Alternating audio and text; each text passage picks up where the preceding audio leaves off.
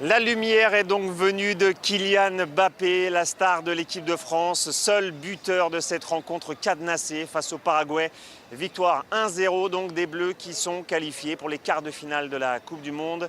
Les Bleus qui ont livré une bataille face au Paraguay. C'était d'ailleurs le scénario annoncé par les Paraguayens. Ils avaient dit qu'ils allaient se battre jusqu'au bout alors qu'ils n'étaient pas du tout favoris au coup d'envoi de cette rencontre. Le Paraguay a usé de toutes les techniques possibles d'anti-jeu, de provocation, de gain de temps pour dérouler son scénario à la perfection. Les Bleus ont longtemps été impuissants malgré une bonne volonté, malgré une possession de balle outrageante, mais le Paraguay a presque réussi à dérouler ce scénario parfait. Le paradoxe, c'est que les Paraguayens n'ont même pas eu un carton jaune durant cette partie, malgré les nombreuses fautes et provocations. À la pause, 0-0. En deuxième période, sous une chaleur écrasante, 37 degrés à Philadelphie durant ce match.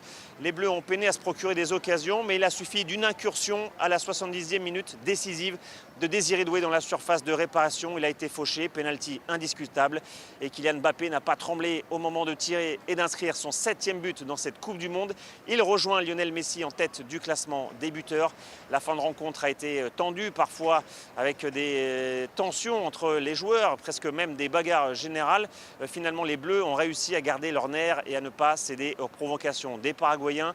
Victoire 1-0, la France va donc affronter en quart de finale le Maroc jeudi prochain à Boston, là où les Bleus sont installés. Scénario parfait d'ailleurs pour le staff de l'équipe de France qui avait anticipé ce scénario. France-Maroc, c'est un remake de 2022 lorsque les Bleus avaient éliminé le Maroc en demi-finale de la Coupe du Monde. On rappelle que les Marocains, eux, se sont qualifiés pour les quarts de finale assez facilement en battant le Canada 3-0.